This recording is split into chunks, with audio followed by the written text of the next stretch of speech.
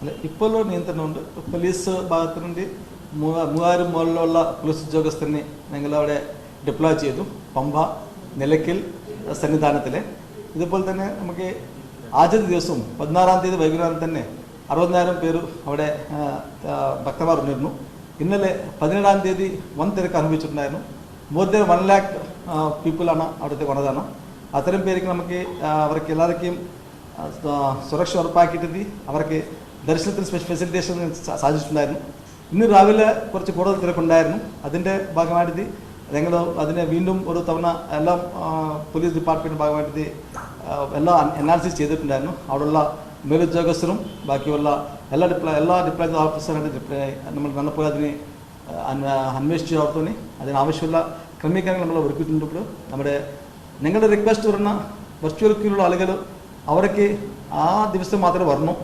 രണ്ടാമത്തത് spot booking വേണ്ടി നമ്മൾ തിരക്ക് അനുഭവിക്കുന്നുണ്ട്. അതുകൊണ്ട് അതിൽ കൂടെ കുറയ്ക്കാൻ വേണ്ടിയും പിന്നെ ഏറ്റവും ഇമ്പോർട്ടൻറ്റ് ഈ നമുക്കുള്ള സ്റ്റാൻഡേർഡ് ആയിട്ടുള്ള ട്രഡീഷണൽ പാത്രത്തിൽ പോവുക, അനാവശ്യമായിട്ട് കാട് ഭാഗത്തോട്ട് പോകേണ്ട എന്ന് നിങ്ങളുടെ അഭ്യർത്ഥന to the all the Ayyappa ഡിവോട്ടീസിനെ ചെയ്യുന്നുണ്ട്.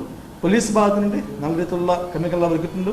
3,200 പേഴ്സണലിനെ ഞങ്ങൾ ഡിപ്ലോയ് ചെയ്തു. എല്ലാ സുരക്ഷ ഉറപ്പാക്കാം. അവിടെ യാതൊരു ആശങ്ക ആവശ്യമില്ല.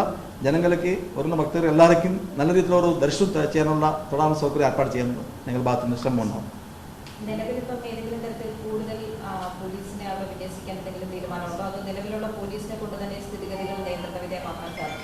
ആവശ്യമുള്ള പോലീസ് നമുക്ക് അവിടെ ഉണ്ട്. അവിടെ ആവശ്യമുള്ള പോലീസ് നമുക്കുണ്ട്. നമ്മുടെ സ്കീം പ്രകാരമാണ് ഡിപ്ലോയ്മെൻറ്റ് ചെയ്തതാണ്. അതോടൊപ്പം തന്നെ നമ്മൾ RAF-ഉം പിന്നെ NDRF കുറെ അവർ എത്രയും പെട്ടെന്ന് വരും അവിടത്തേക്ക്. അവരുടെ ബീഹാർ ഇലക്ഷന് ശേഷം വരും പറഞ്ഞാണ്. അത് വരാൻ ദിവസങ്ങളിൽ അവർ എത്തും. അതിന് നമുക്ക് എഡിഷണൽ ആയിട്ടുള്ള ഒരു ഫോഴ്സ് കിട്ടുന്നതാണ്. പക്ഷേ നിങ്ങളുടെക്ക് നമ്മുടെ സ്കീം പ്രകാരം ആവശ്യമുള്ള മുഴുവൻ പോലീസിനെ ഡിപ്ലോയ് ചെയ്ത് കഴിഞ്ഞു അവിടത്തേക്ക്.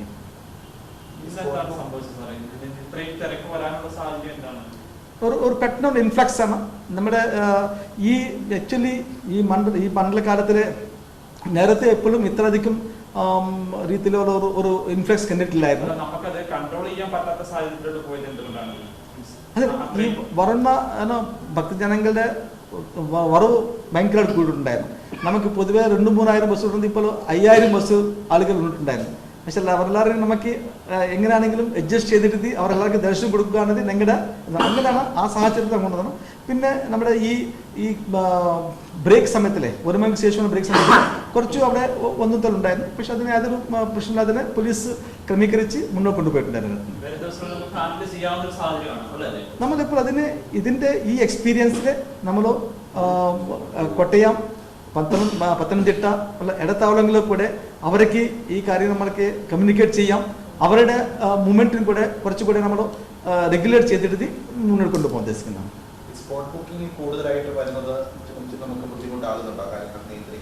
സ്പോട്ട് ബുക്കിങ്ങിൻ്റെ ഒരു ബുദ്ധിമുട്ടുന്ന ജനങ്ങൾ അധികം ആളുകൾ ഇതിൽ വരുന്നുണ്ട്.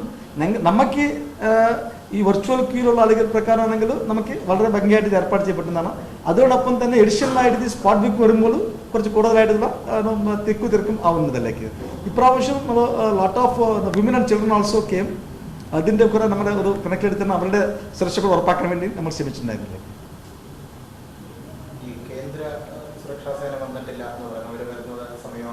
അല്ല, നമ്മൾ ആൾറെഡി അവിടേക്ക് അഭ്യർത്ഥിച്ചിട്ടുണ്ടായിരുന്നു കേന്ദ്ര സർക്കാരിന്.